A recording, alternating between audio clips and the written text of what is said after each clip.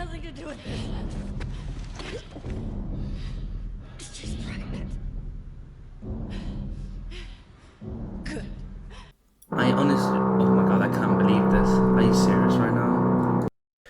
Yo, I hope everyone's doing amazing, and as you know, we have just finished The Last of Us Part 2 a few days ago, and I am freaking dead inside. I'm questioning my whole existence, but holy moly, I was wrong about the game.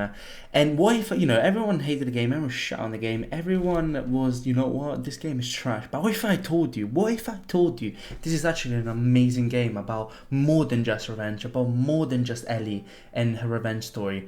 I think I found something more into the game, and I really want to share it with you guys today. So buckle up, get ready, and yeah, this is my opinion on why I think this game is actually a 10 out of 10. Alright, so the first thing we have to talk about is Ellie and Dina. Dina is the new character in The Last of Us 2, our love interest, our sidekick. So we spend a lot of time with Dina, and throughout the game we think, she's the one. And when I played the game the first time, I did not understand why would Ellie leave. At the end of the, when we are about to chase, we are going to Santa Barbara. Why would Ellie leave all behind? And I think there's a couple of reasons for that. The first reason is Dina is not the right person for Ellie. If you look at Ellie, even at the beginning of the game, Dina says this herself.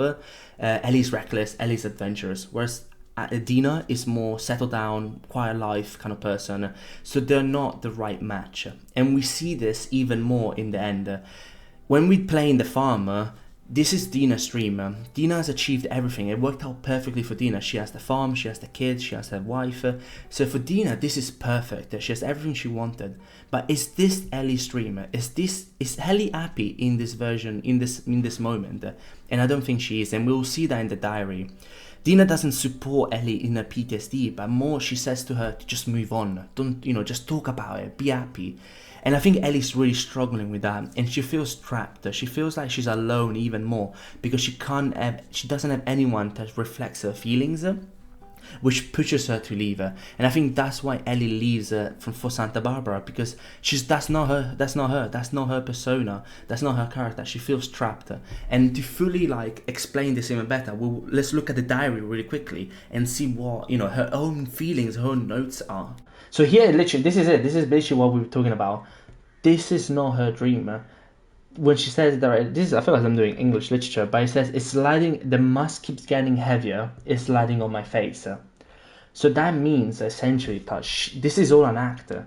She doesn't want to be here. This is not who she is. This is not what she wants to be. So yeah, I mean, here again, we see she's completely haunted by the events of The Last of Us 2, and also again, Dina is Dina.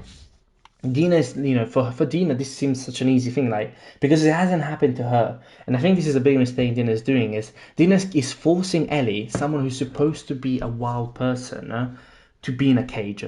The house, the kid, forget about Joel, just talk about, and I know because I'm personally the same, I don't talk about my emotions a lot. It's something, you live with. I don't talk about it with my parents, but I always keep my emotions to myself.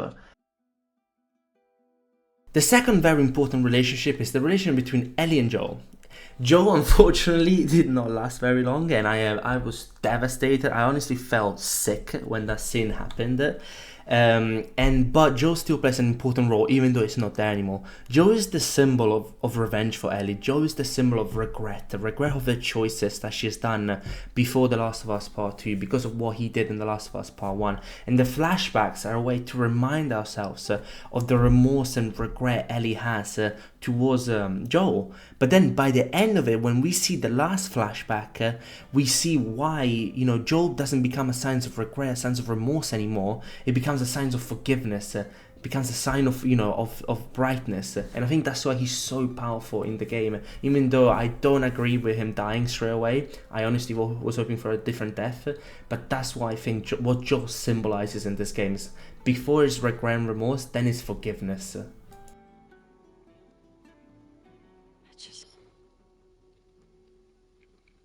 I don't think I can ever forgive you for that.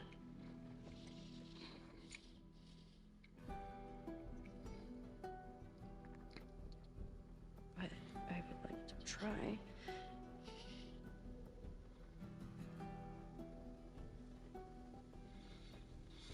I want to say about the cry.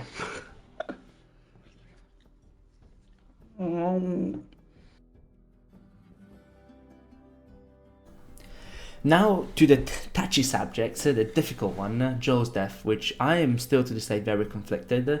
And I think the best way to explain Joel's death is is by saying this is not the game we wanted. An heroic death, an heroic game, but it's the game we needed because it's a game that showcase reality. In a world where zombies are infected, there's different factions, humans are killing each other consistently. Joel's death is, it's just sometimes you don't always die as a hero, sometimes things don't go as planned, and the people you think are immortal, people you think are always going to stand up, they're always going to be there for you, they can get snatched away in seconds. And that, I think, is why Joel died so quickly, and so almost like humiliating for someone like Joel. But, it's just life, it's just unfair, it's just what happens. And I think what Joel's death showed was a emptiness in Ellie. And I think this is going to be a very controversial thing to say, but Ellie doesn't have a purpose. So, if we look at The Last of Us Part 1, Ellie's purpose is to die to find a vaccine, to find a cure. And that's it, no more than that. While Joel is a smuggler, he has, his own things going on. Tommy, he's running Jackson. Everyone has a more deeper purpose. Ellie's purpose has always been very single. It's very single, and in The Last of Us Part 2 is to kill everyone that's in her path. So she does not have a purpose, I think, and I think that's the flaw of her character almost. And it's very sad to say because I love Ellie. I think Ellie is an amazing character, amazing person. So I think that's the issue, and that's what Joel death brings out from Ellie is her emptiness, which is then fixed at the end. And this is gonna be very hard to explain. So stay with me. Alright, so both Ellie and Abby are faced with a very big decision at the beginning and then at the end of the game. At the beginning, Abby has the decision of whether to kill Joel, who's dying, is literally vulnerable, defenseless, on the floor, about to die, and she has the choice of whether to kill him or spare him. She's got her revenge at that point. She shot him in the leg, he lost it, he's probably gonna lose the leg, he's bleeding out. She got her revenge, but she goes the extra step to killing him. At the end of the game, the roles are reversed. The tables have turned. Ellie is in the position of killing Abby, who's defenseless, is in the brink of death. She's weaker, but she decides not to because she remembers. We see that last flashback, that snippet of Joel, which represents forgiveness. We don't see Joel's death anymore. We remember throughout the game we keep seeing Joel's death. This is the first time we get a flashback of Ellie where we see Joel's alive, Joel's happy. So she chooses forgiveness, giving her new identity, giving her a new purpose. She doesn't want to be that person anymore. She finally was able to find the light, like she was saying in her book previously. She found the light, and that's why at the end we see the light and the home screen of the game. And I think in that moment we see why Ellie is the better character. She decided to be better than Abby by sparing her while she was dying, while she was down, unlike she did with Joel. Alright, so now we reach Abby. Abby's the main villain of the game. We know her, we hate her, we despise her. I hated playing as her, when I first played the game. And I think if I can summarize everyone's reaction when they found out they were playing as Abby for 10 hours, it would have been this. Dad! Oh no, fuck this. Fuck Dad! This. I don't give a fuck. No. It is because she was not likable. I mean, I hated Abby to this day. I kind of still dislike her. But we need to point out the clear parallel between her and Ellie. So when we met Ellie, in The Last of Us 1, Ellie was alone. She had no one she could trust. She was, no group of friends, no love interest, nothing. She was utterly alone. And then, and if we look at Abby, when we first met her, she had a family, she had the Fireflies, she had her friends, she has Owen as a love interest, so she had everything that you could possibly dream if you were in a zombie apocalypse. And then, as the story of Abby goes on, she loses everything. She loses Owen, she loses her father, she loses her friends, she loses the wolves because they, now they feel like she betrayed them.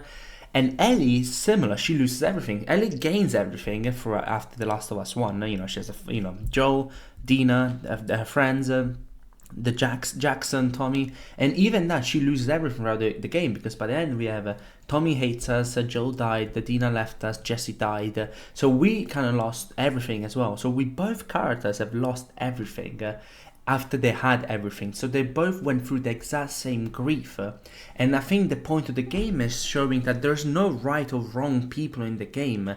It's just who you associate yourself with more. Obviously we played The Last of Us with Ellie, and that's why we side with Ellie, but if instead of Ellie it was Abby that we played as, and Ellie came to kill Abby, we would have hated Ellie. So it's just a matter of like where you side with and who who do you side with more. And I think that's the main thing I saw with Abby in the ending, and that's why I tend to appreciate her now more than I did before. So you play 20 hours of this game, you go through emotional distress, emotional damage. Why? What is the purpose of the game? What is the message? What's the ending about? And because it's a revenge movie, right? A revenge game is supposed to be about revenge. However, what if I told you it's about rebirth? This game is about rebirth because we see at the end the main menu becomes fully lit. There's a sun on the horizon, and this is because both characters, both Ellie and Abby, had revelations. Ellie leaves behind her revengeful self, her vendetta, her remorse, and accepts forgiveness, accepts a new path.